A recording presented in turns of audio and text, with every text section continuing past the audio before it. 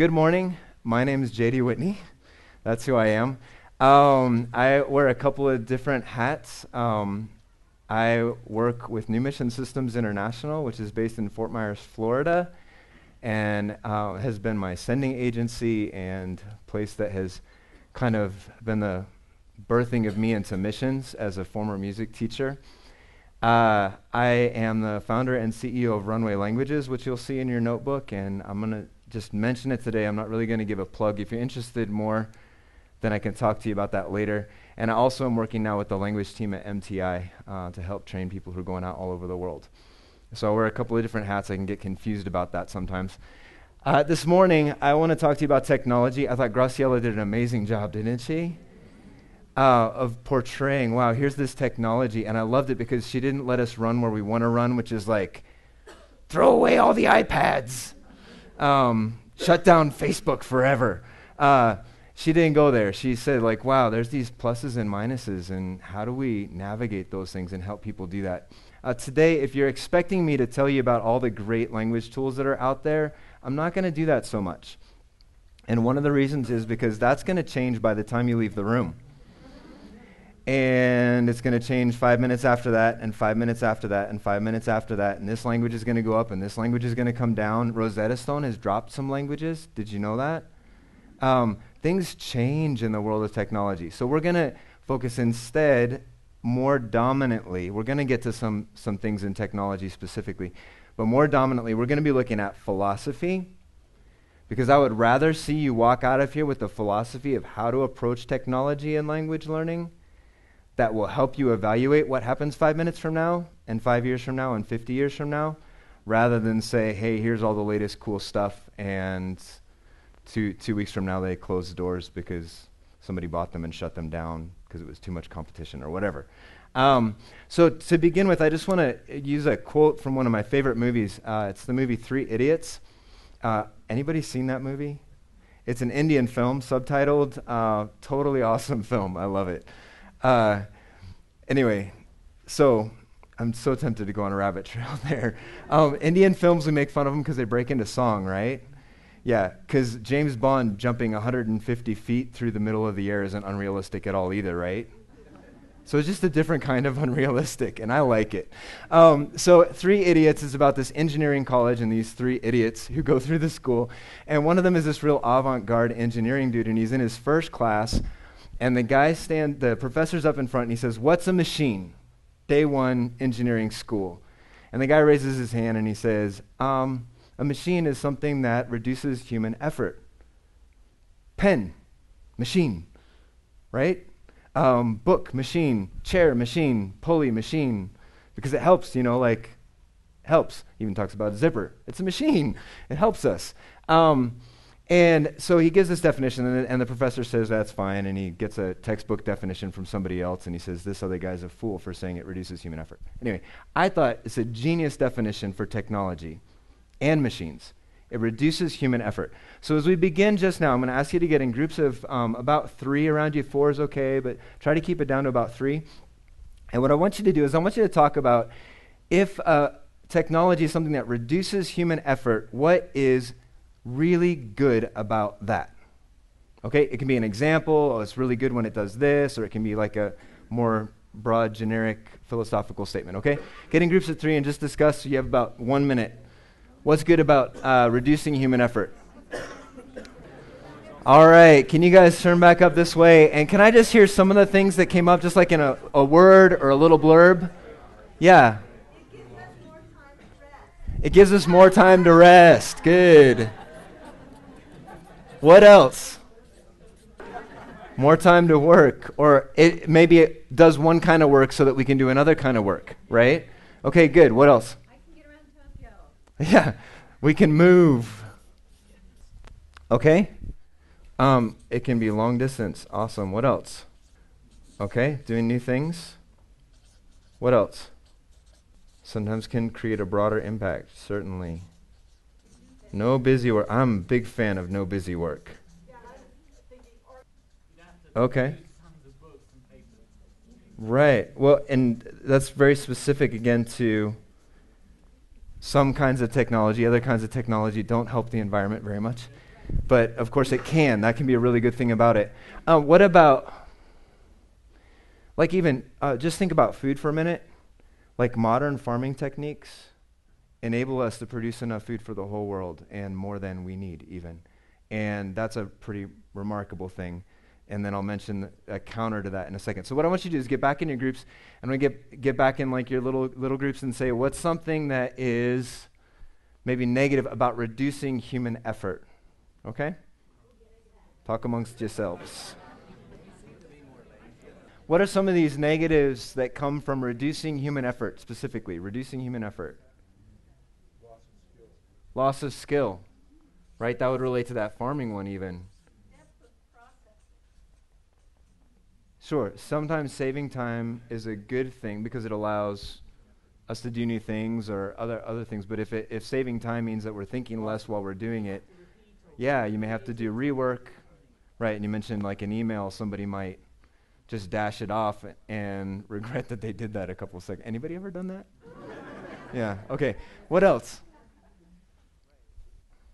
So that would come not necessarily as a direct ramification of reducing human effort, but turning reducing human effort into a productivity treadmill or flywheel that keeps spinning faster and faster and faster and faster. Yeah. Okay, so a sense of dependency. And when things break down, what do? That's the doomsday prepper, right? When the harvesters don't run anymore, how am I going to eat? Yeah. Laziness. I'm glad somebody had the guts to say that. Okay. So sometimes labor-saving device is not labor-saving. You have to learn how to use it so it does produce more work. A couple others here. Yeah. We can really waste our time on our lives. What's wrong with laziness? Fine. Okay. Right. So instead of working hard, we turn to consumerism or entertainment to... Yeah, sorry. You guys are going to have to kind of moderate yourselves because there's so many hands. Okay. Lack of spiritual connection can happen. Okay. Any others? Just a couple other quick ones and then we're going to be done. Yeah. Okay. Good.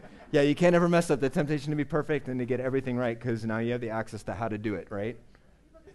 Okay, what she said was you can be in the same room and be totally isolated. And I want to come back to that in just a second just to make sure that we're being even about this around the world. One more and then we're going to move on. Yeah. Okay, especially if we're on a speed kick with technology, we can get a reduction in attention span. Yeah. You can't read that anyway, so that says attention span. So I just wanted to maybe touch on a little bit of this because I want us to think about technology really carefully. Because a lot of times when we come to technology, it's like we're noticing the newest whirligigs and gadgets and flashy, bangy stuff. A room full of people who are all isolated. It's called a library.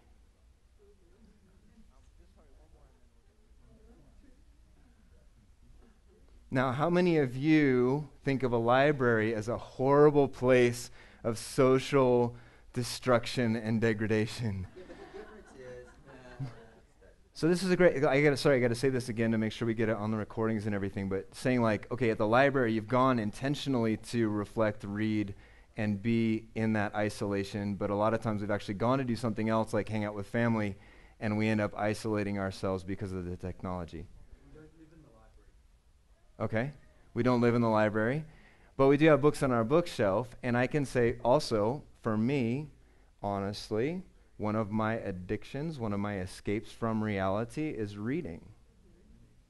And there's a few head nods in the room. Some people can relate to me. So I think this is a good this is why we're starting here, right? We're starting with philosophy, seeing like, wow, the way that we reduce human effort, sometimes reducing human effort is genius. I wonder what that means in language learning. Which parts of our effort can we reduce and have that be a benefit to our language learning? Which parts of our effort, if we reduce them, drag us away from quality language learning, cultural acquisition? What intent, what purposes are we using these things for? Is it what we plan to do? Is the technology an assistance to what we're going for? Is it something that drags us away from what we're going for? And the technology might be Facebook, but the technology might be Tom Clancy or The Economist. That's another addiction of mine. Or Fox News or MSNBC. It could be anything. So, got to be even here. I'm trying to, that's my role today. I really want to keep you guys thinking like, whoa, wait, what if you look at this from another angle? What if you look at it from another angle? And so that as we approach technology, we don't do like the knee-jerk thing. It's really easy to say Facebook, bad for language learning. What if you only used Facebook with Spanish speakers, for instance, Graciela, only with Spanish speakers, and used it, and you were like intentional to actually write properly? That might be interesting. It might not be the best thing ever. We're going to get to that. Might not going to be the best thing ever. But that's way different than, great, I'm keeping up on what my friend made for breakfast in Ohio. Okay? Moving on. I wanted to just touch on a little divide here between, in language learning, between a tech and a human. And I wanted to kind of enumerate a couple of the things that I see would be different strengths in education in general, but I think particularly related to language learning, these are kind of a divide in education in terms of using technology and using human beings. Which one excels at which? And if you actually, in an ideal world, could have both as much as you want, whenever you want, in their best forms, what would they be good at? And so in tech, I'm just going to kind of drop these down, but I want you to think about the human dynamic of it in contrast. One thing that tech can do is it has a speed nowadays that is unmatched. Along with the speed, you can even say endurance. The exercises that you guys did last night with your language helpers, could you tell they were a little bit tired by the end of that?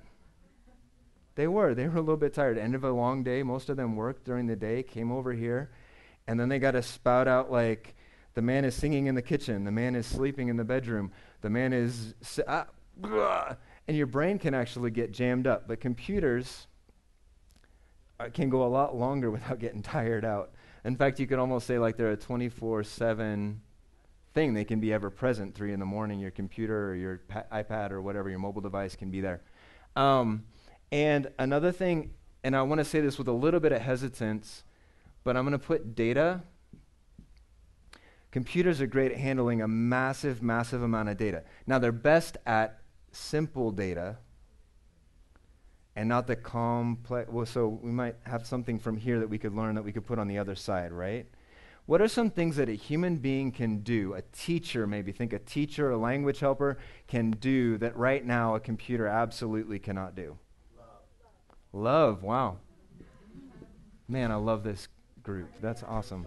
Sorry, I'm really sorry. You're going to have to raise your hand. Maybe that will help me. What about real time?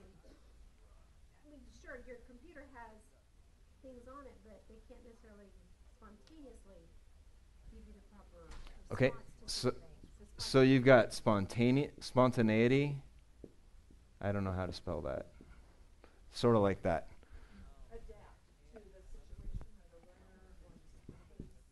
Good. Both can respond, but a human being brings a different kind of adaptation to it. You might even say like intuition, maybe? Discernment. Okay. So this is good with literal stuff. That's another way to say that. Yeah. They're also able Sorry. to bring emotional content to the communication where the computer doesn't have. Uh-huh. So there's emotion. A computer doesn't know that you're about to break into tears. Rosetta Stone does not know that. It will keep throwing things at you. So yeah. Cultural relevance and what else? Live feedback. Okay, what else? The human can introduce you to their friend who also sees that. Okay, friendship and relationship. In terms of feedback, again, I would say feedback actually goes both ways. And it's one of the exceedingly great capabilities of computers nowadays is they can actually give you instant feedback on a lot of things. Some things they can't, but they can on a lot of things. But the intuition of the human feedback, the emotion of the human feedback, the adaptivity of the human feedback is at a different level. Another one that I'm going to put down here because I think it's really important to acknowledge: accent. Accent. Contrary to all the advertising, I do not trust any computer or software to tell you if you're making a barred P or an F, as we talk about in Pilot, a bilabial fricative or a, whatever you call the other one, dental, labiodental. So I don't trust the computer to actually, in the waveform, be able to discern that. Someday they might plug the camera into the whole thing and be able to say that wasn't bilabial. But I would still rather have my accent corrected by a real-life teacher, okay? So again, this is another kind of framework to look and say, oh, wow, in our use of technology, yeah. Okay, yeah, so you got unwritten languages. Great, that's actually a great addition to this. Unwritten languages, you need an actual person who speaks that because otherwise you're out of luck. Yeah? Technology allows us to capture those unwritten languages. Good, yeah. So on the tech side, we got capturing. The tech side can capture those things that are unwritten or unheard. And a human being can't necessarily capture that in the same absolute stable kind of way. Okay. Also repetition. Technology allows you to repeat things, Mm-hmm. whereas that person sitting in front of you doesn't want to say that same sentence 17 times. Great. So put repetition up there too. You guys are loving this. I love it. Yeah. Okay, this is just an observation from when people just moved from being oral communication to being print communication. Okay. And that is that you use the printed word to preserve over time, and you use the spoken word to penetrate vast amounts. Does that make sense? Great. So this is saying that in unwritten languages, we use technology to preserve, and we use the human connection to penetrate or participate, maybe would be another way to say that. That's great. We're going to keep moving because we got a lot of other things to talk about today. I think when we look at using these things in language learning, it's important to really have, again, a solid grasp. What's the technology good for? Am I using it effectively? What's the human being good for? Am I using them effectively? Is there a way that I can use technology to help my helper take a break and not die in their 3 hours with me in the morning or whatever? One way that I think we do this sometimes, I'm going to draw this small, but you kind of get the ideas. So we say, okay, there's human stuff and there's technology. There's good kind of uses and there's okay? And we put it on a matrix like this and we say, okay, I'm going to navigate this. Like, I'm going to go from good human interactions, then I'm going to take great technology, then I'm going to go to like human interactions to technology. And that's kind of my way I'm going to navigate my stuff. And I just want to encourage you guys that I think when you're on the field that this is the wrong way to do it. I think the right way to do it is like this. So this is humanity, and this is technology, and this is good, and this is And we go like this. That I would rather start with a great human interaction, of course, than a mediocre one. But if I run out of great human interactions, I'd rather take a with a person than that great technological thing. That when I move into here is because this is not available. Okay? Yeah, you're hearing this from me. Now I'm making more statements than just asking you what you think. This is my stance. When I went to Kenya, I'd come through MTI, through the pilot program. I was pumped. I was like, I'm going to do my own language stuff. It's awesome. I'm going to be so successful. I was so bad at language in high school. I'm going to be good. And I got a language helper, and I sat with that language helper from 9 to noon, and we worked, and we did stuff that I learned at Pilot. We did stuff I made up out of my own head or that I thought of and wrote down in my little notebook as I was walking around town. We went down into lunch in the town, and after lunch, he would go home, and I committed to myself, I'm not going to go home till 5 o'clock. I am not going to go home until 5 o'clock. That was hard to do. And there was days where I was walking around just kind of stumbling down the street because I was exhausted and I really didn't want to talk to anybody, but I just was not going to go home until 5 o'clock. And it worked beautifully. I knew what every store in town sold. I knew people on every street. I found great language route helpers. It was brilliant.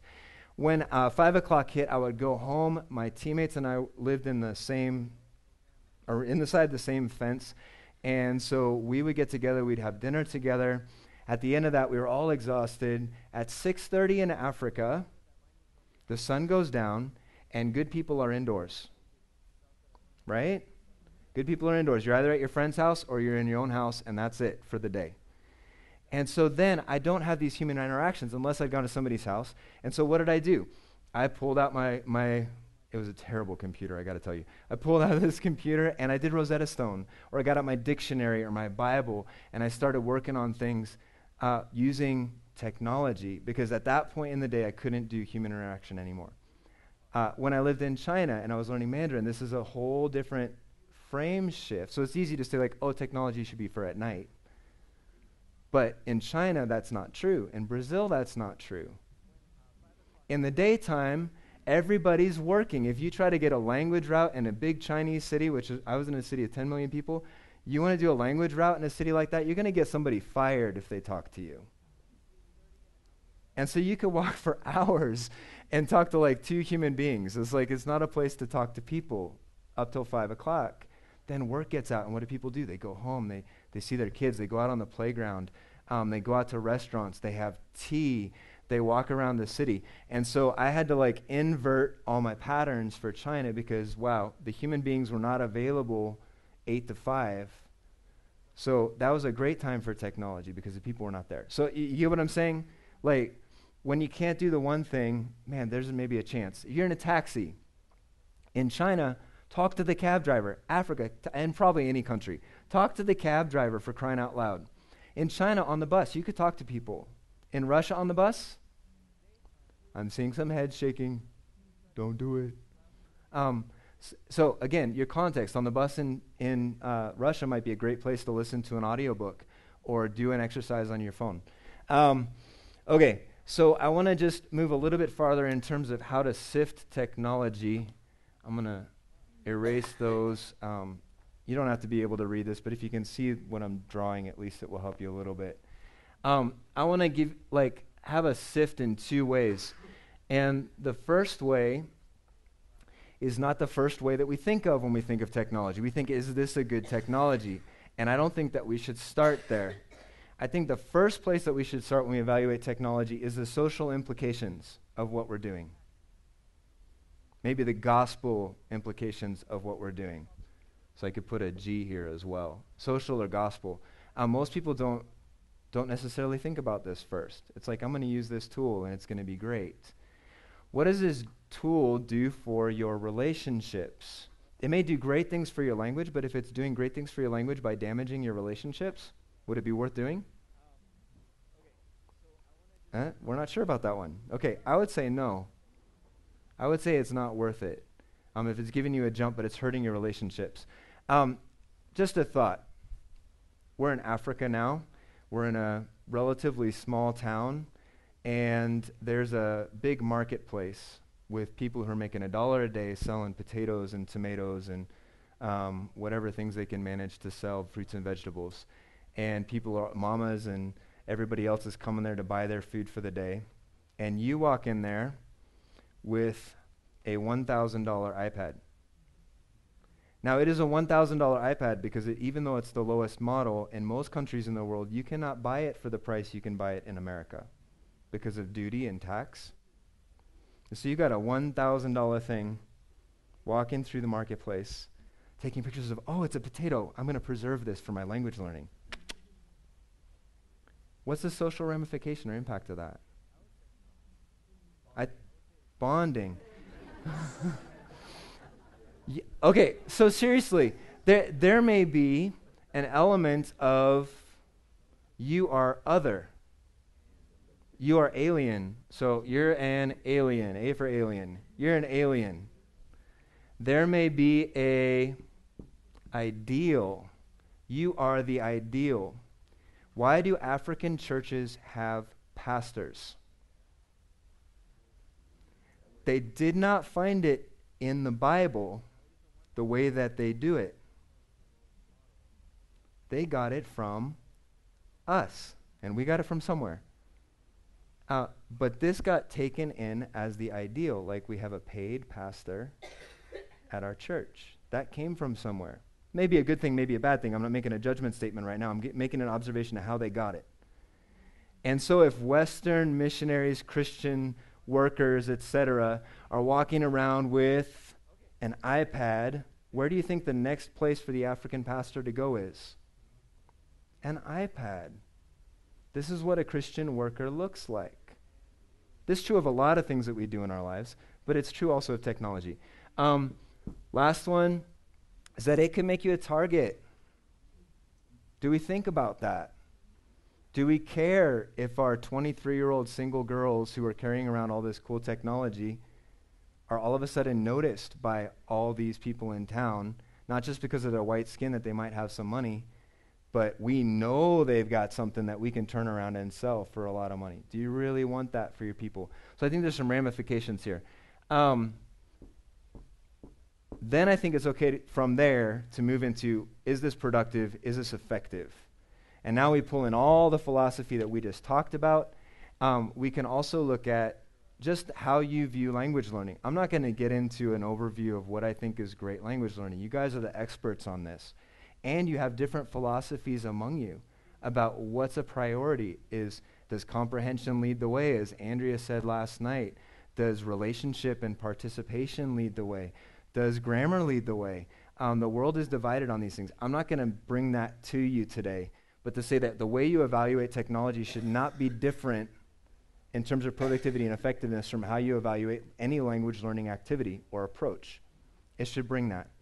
Now, the one thing that I am going to say about this is if you see, so you bring your philosophy to the technology, but I want to just encourage you to not just let your philosophy come to the technology, but if you find a technology that happens to be working, somebody in your group didn't listen to you, but they've got something that's really working for them, can you please also let the technology inform your philosophy? And this is not really just for technology. I mean, you guys played a game last night. Did it work for you? Did it blow your mind? Maybe it didn't. Maybe it was like, right? Or maybe it was, wow, that was great. If it was great, will you please let that inform your philosophy of language learning? I hope we're that kind of people, right? Who keep learning and thinking. Same thing with technology. Let that inform your philosophy. From here, I just want to make a little caveat before we move on. Just to say that with technology, there's pre-field and there's on-field. Pre-field, frankly, if your people are doing something, rah-rah, that's great. Get them doing it. If it's like, wow, there's only one thing in this language and the accent's kind of wrong and some of the grammar's off, okay, that's better than nothing, right? They'll at least go with something. Hopefully they're smart enough people that they can figure out once they get there that they're saying their words wrong. If they can't, they'll probably not learn them right in the first place anyway. So I think it's okay pre-field for people to engage in a lot of stuff that maybe on-field would not be ideal. Even pre-field, we should be looking for that human interaction if possible. Wouldn't that be great? Find a language helper in your area, somebody at your church or in your community, a refugee even, who speaks that language. But if not, why not? Why not use a lousy technology program to get at least somewhere with it? I think that's better than nothing. So pre-field versus on-field, I think we can be a little bit more lenient in the pre-field realm. Another little caveat just before we get to actual technologies right now.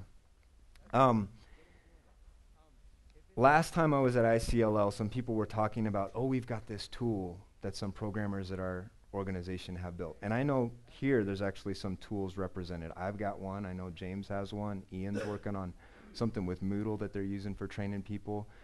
We have some technologies that we're using.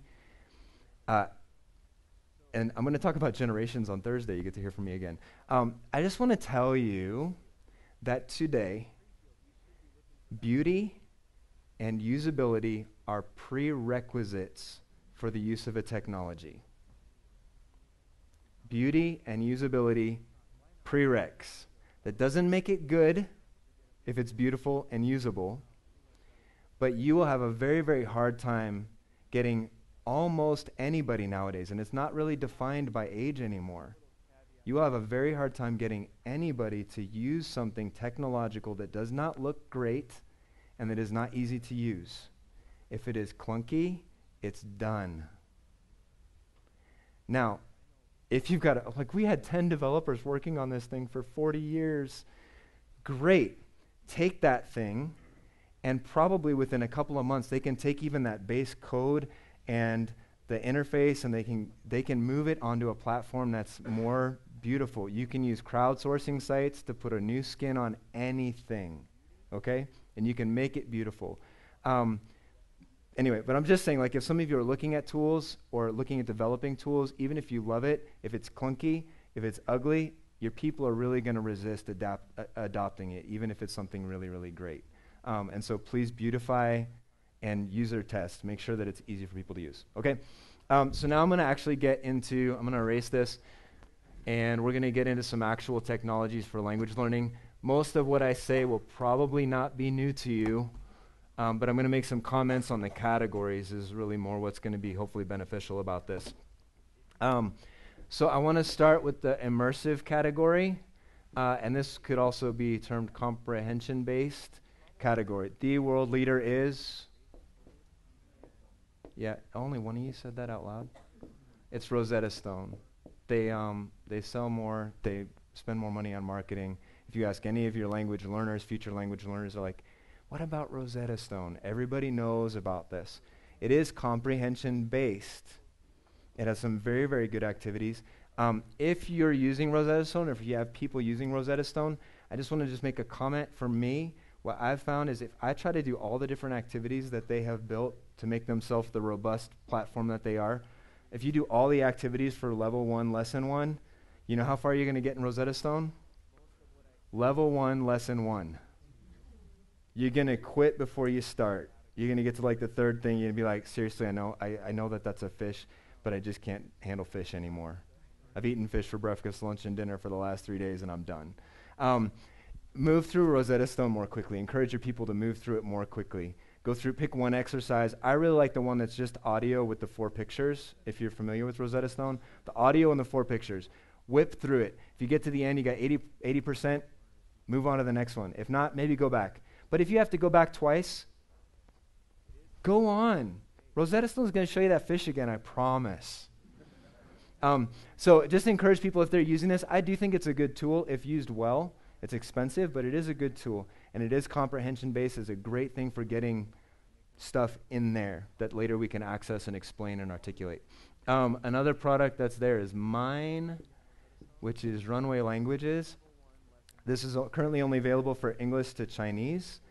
And it is based on the method that you played last night. It's web-based. It works on mobiles and tablets and desktops and everything. And the way that we built it, it works any language to any language. So in another couple of months, you'll be able to use it Chinese to learn English just because I have to change the interface to make that work. But we're developing Spanish and French, and it's very affordable to develop into minority languages. So if you're interested in something like that, I would love to talk to you. That's all I'm going to say about it. But the nice thing about one of the things that we did is because the method you used last night doesn't have prerequisites, you can start wherever you want. You can start with whatever exercise and activity you want. Rosetta Stone's entire interface is immersive. We let you actually know what you're going to learn, which helps people navigate and say, I want to start here. The next category is classes. Somebody shout out like a class-based Berlitz. What else? Oh, you guys should really know this. Class-based, like a lesson-based. It gives you a lesson. Pimsleur. What about Mango languages? Anybody heard of that? Mango, Rocket languages, Transparent languages. Okay. Yeah, there's tons. There's bazillions, which is why we're not going to go farther than that. But these are actually most of the main players in this area, and they're class-based. And the thing that I want to make, they do have now, because of Rosetta Stone, they've been forced to develop some game interfaces. But for them, it's really a tack-on. It's a selling point. It's not actually the core of what they believe in. They want to explain the language to you like you're sitting in a class.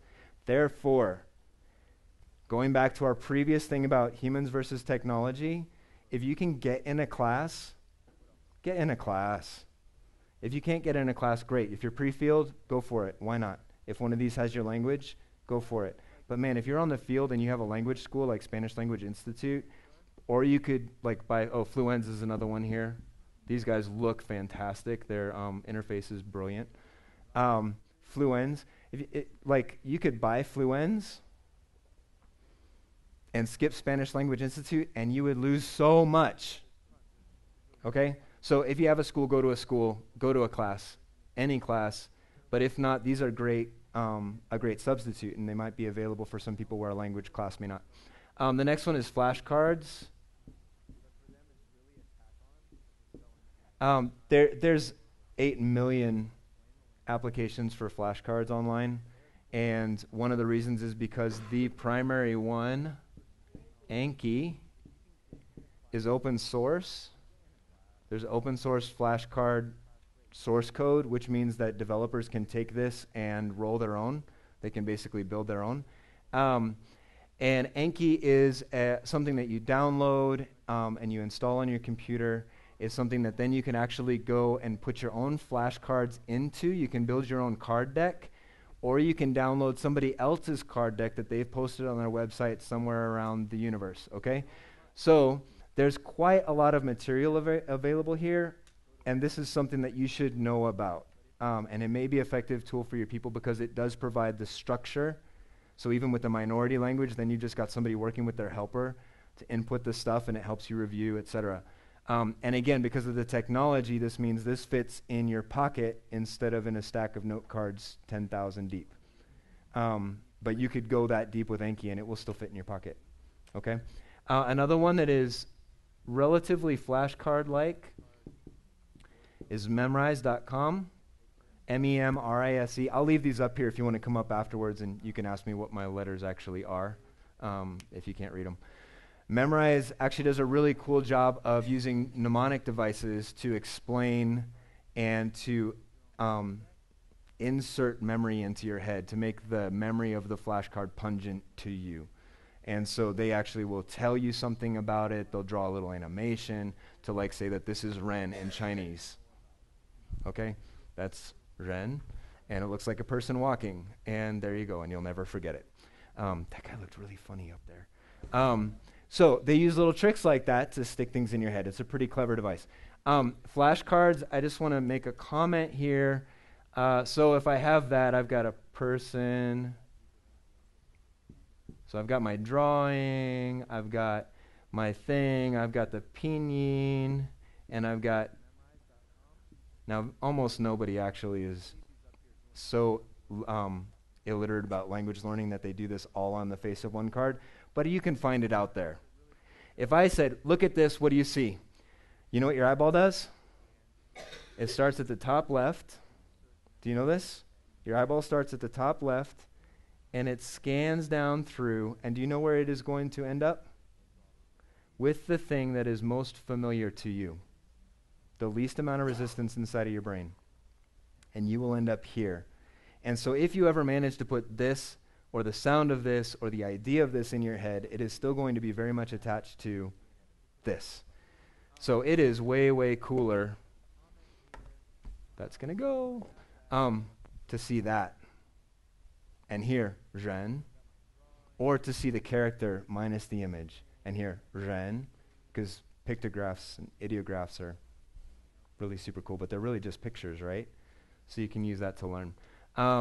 Anyway, so I would just be aware of, like, if people are using romanizations and whatever in their flashcards, I think that's less effective.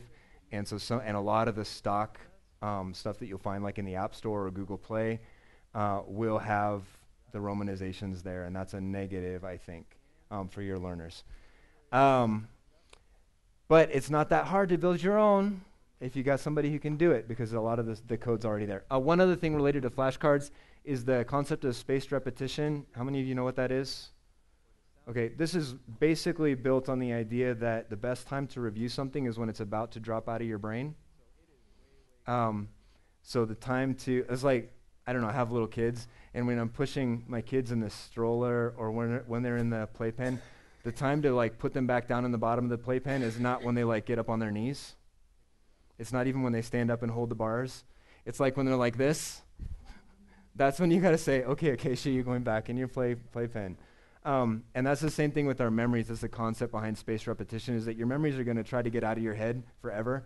And the best time to put them back in, you can put them back in 1,000 times, but you'll wear yourself out.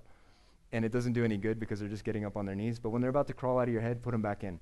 So spaced repetition says, we've got some guesses. Pimsleur did some research. I think that's what most people are using, of saying like, okay, we need to review this after 1 minute, 5 minutes, 25 minutes, etc. And it rolls on like that to 1 day, 5 days, a month, whatever. So it's a good concept to know about in technology. You'll see it out there. Grammar.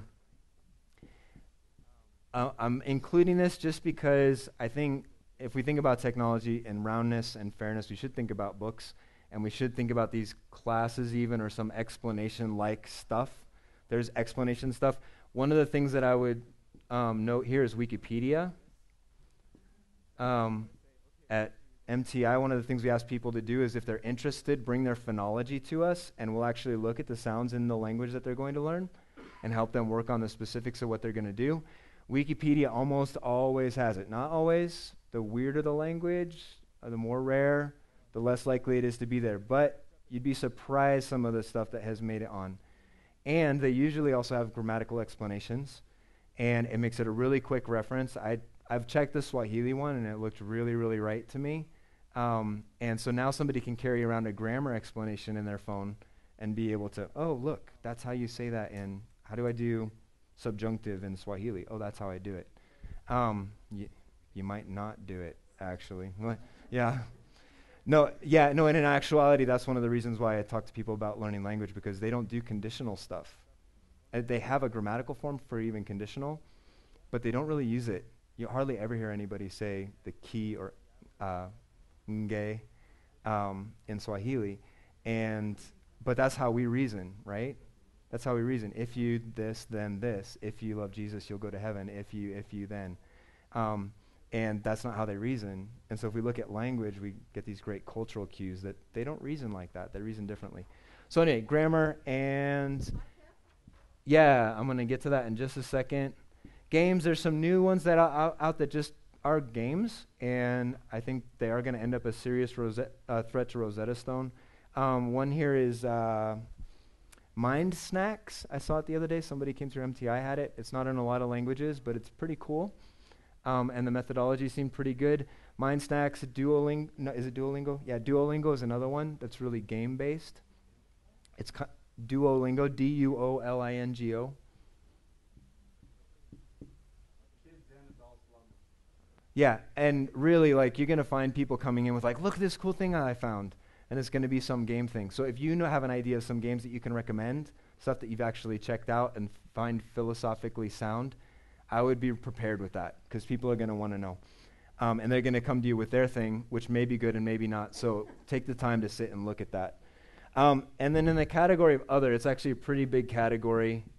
You got podcasts and stuff, which can be great, especially for certain environments. I think that because it's not interactive, it's like kind of like one of the last things that I'd go to. But if you got a lot of time sitting in an environment where you can't play a game on your computer or on your phone, that listening to a podcast could be pretty effective.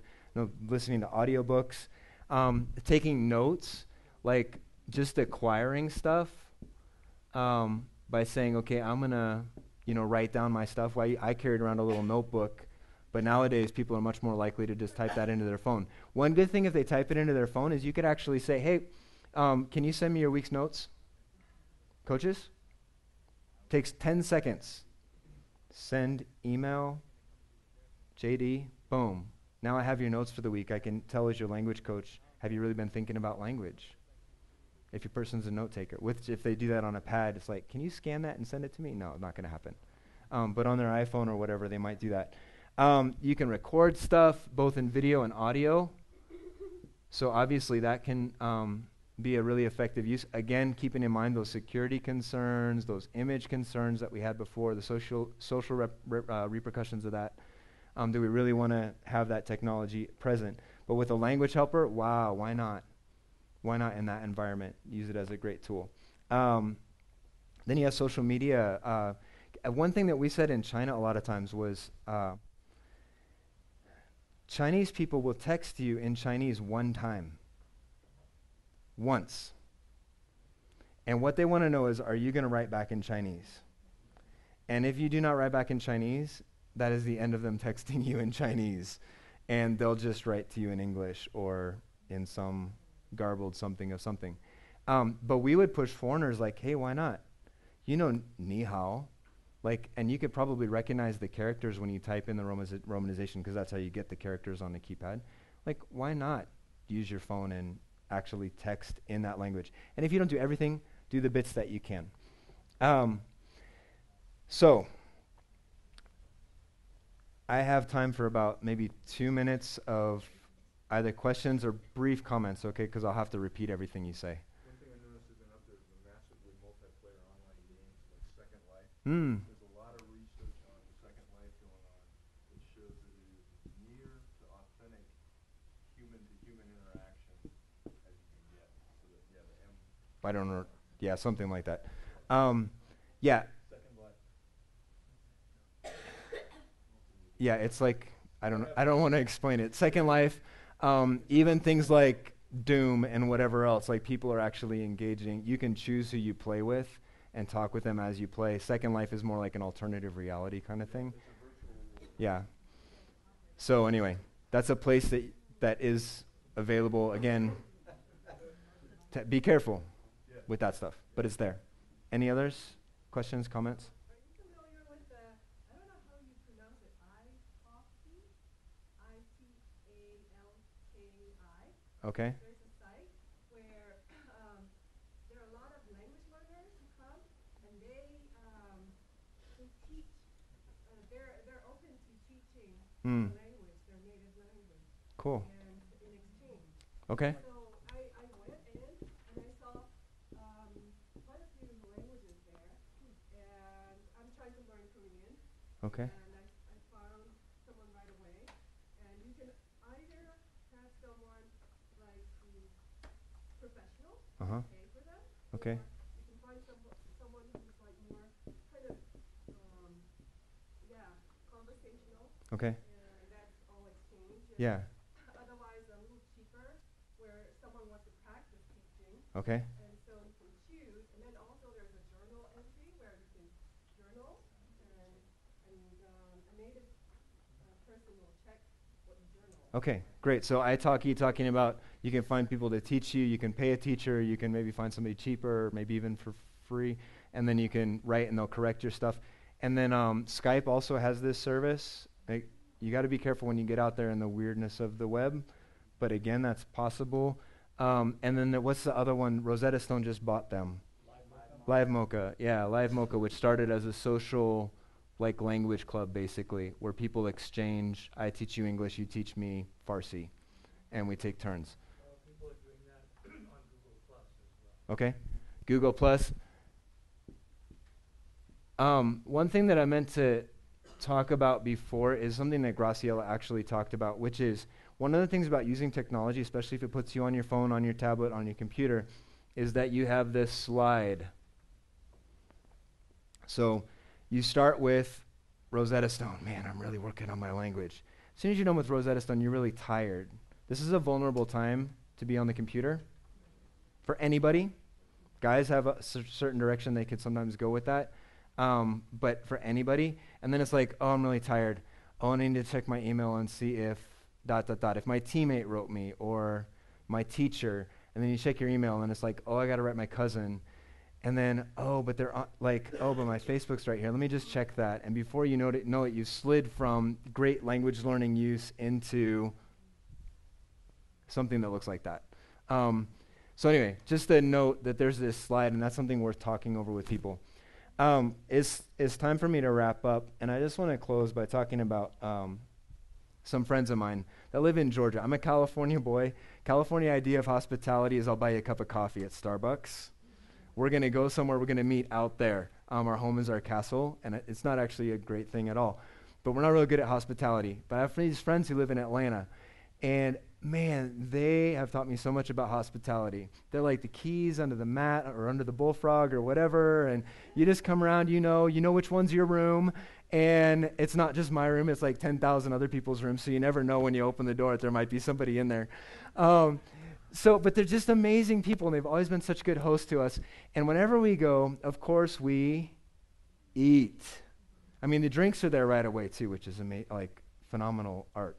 But the food, oh my goodness, the food. And we eat food, and we eat food, and we eat food, and we eat food, and we eat food. And at the end of the meal, it's like you're sitting there, and your stomach's out to here. You're like, I can't hardly talk because my diaphragm has nowhere to go. Okay, thanks so much for dinner. And they say, oh, would you like some ice cream? Like, I couldn't eat another bite. And my friend says, oh, don't worry. Ice cream melts and fills in all the cracks. And that's what I want to leave you with about technology and language learning. I hope that you and your language learners will gorge yourselves on human interaction in learning the language, that you'll just stuff yourself to the brim with relationship, with conversation, with exercises and tools that engage your helper and people in the community. And then at the end of the day, or at lunchtime, or on the bus in Russia, that technology would be the ice cream that comes in and fills in the cracks in your language program and helps you get a little bit farther. So I hope that sticks with you, that idea, and hope this was a blessing. Thank you guys very much.